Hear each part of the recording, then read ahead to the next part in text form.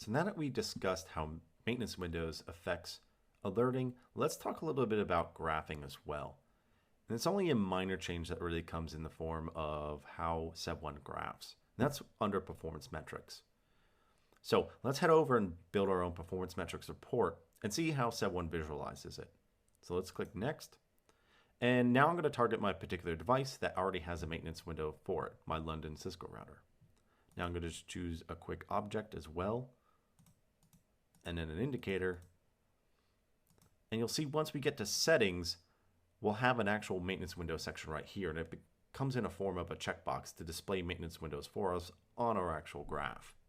So when I select that and click finish, when I jump into my actual report, if I'm within the time frame of a maintenance window, I'll actually see it in the form of a gray box in the background.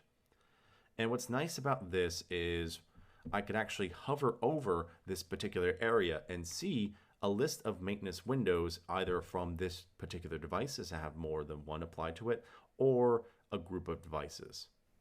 And for the most part, that's the extent that maintenance windows has any kind of real effect on our graphing within SevOne.